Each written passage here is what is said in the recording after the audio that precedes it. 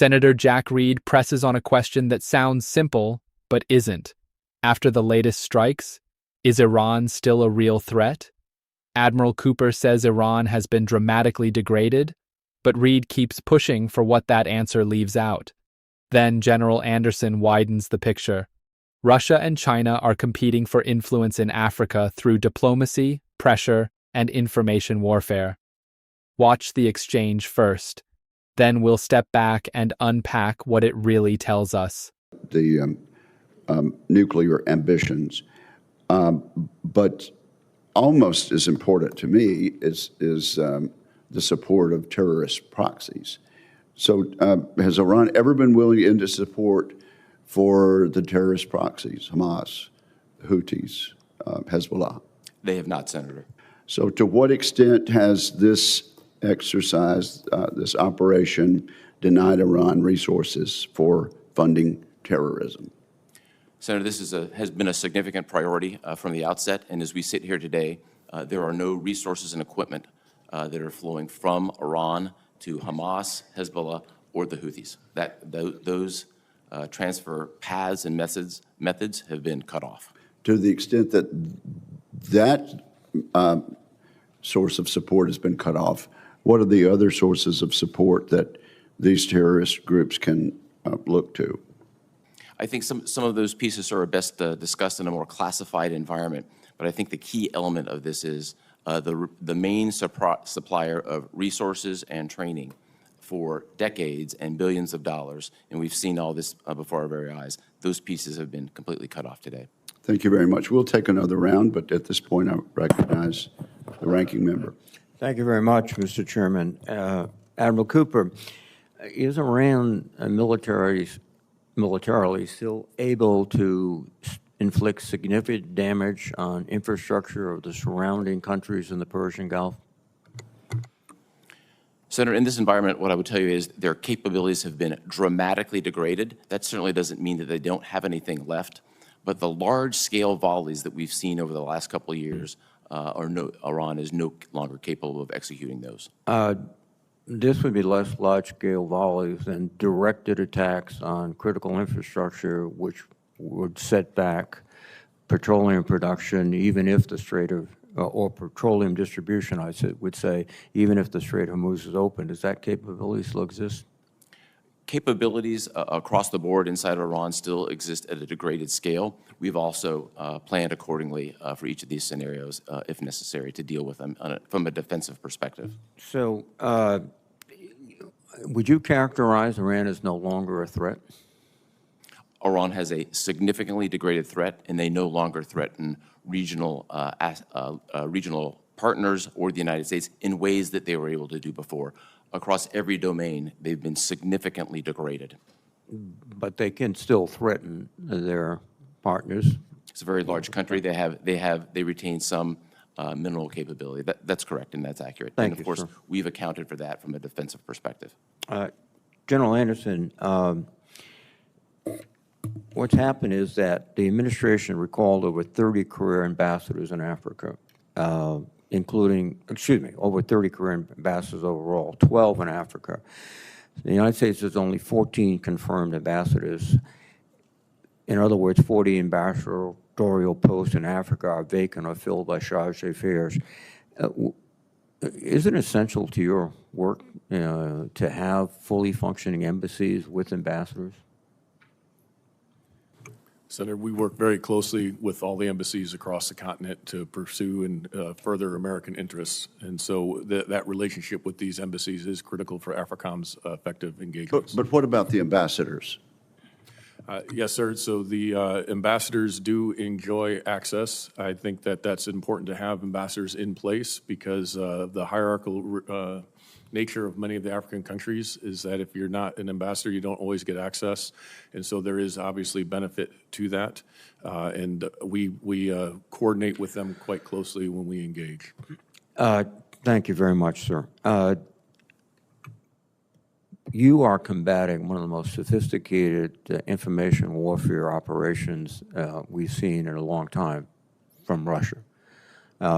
What can we do to improve your ability to withstand this information operation and also to engage in something on the same level by the United States? Yes, Senator, I appreciate the recognition of this concern because our adversaries are very active in the information domain. As you highlighted, Russia, I'd also say China is also very active in these domains. They use this to undercut not only our interest, but undercut and disrupt the democracies that are in Africa. And this is an area that I've talked to several of the leaders across, especially coastal West Africa, that are very concerned about the Russian propaganda that is destabilizing their democracies. Senator Jack Reed enters this exchange after an earlier round about Iran's nuclear ambitions and terrorist proxies. The clip begins with the record already focused on one core question. What did recent military pressure actually change, and what threats still remain? The first answer is direct. Iran's support networks to Hamas, Hezbollah, and the Houthis have been cut off, according to the witness. That is the strongest claim in the opening minute because it frames the operation as more than a strike. It is described as an interruption of supply, equipment, training, and money. Reed then takes over as ranking member and moves from broad claims to residual risk. His first question to Admiral Cooper is not whether Iran has been hit. It is whether Iran is still capable of inflicting significant damage on surrounding countries in the Persian Gulf. Admiral Cooper gives Reed a carefully balanced answer. He says Iran's capabilities have been dramatically degraded, but he does not say Iran has nothing left. That distinction matters because Reed is testing whether the public victory language matches the military reality. The important phrase is large-scale volleys. Cooper says Iran is no longer capable of executing the kind of large missile volleys seen over the last couple of years. That is a major operational statement, but it is not the same as saying the threat is gone. Reed pushes the witness toward the harder scenario: smaller attacks aimed at critical infrastructure, petroleum production, or energy distribution, even if the Strait of Hormuz remains open. This is classic Reed questioning.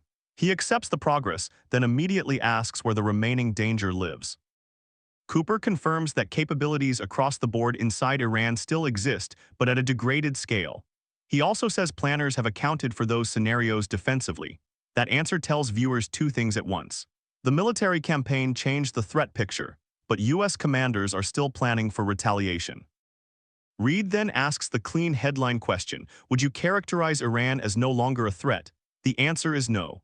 Cooper describes Iran as a significantly degraded threat, not a disappeared one. That is the line that should define the whole exchange. Cooper says Iran no longer threatens regional partners or the United States in the ways it could before, but Reed immediately narrows the statement. Iran can still threaten partners. Cooper agrees that Iran is a very large country and retains capabilities.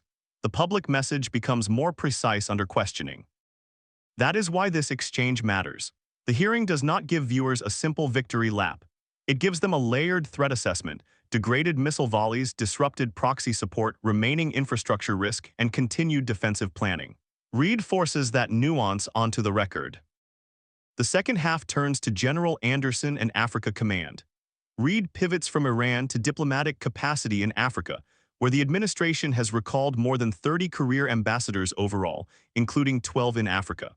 He says 40 ambassadorial posts in Africa are vacant or filled by chargés d'affaires.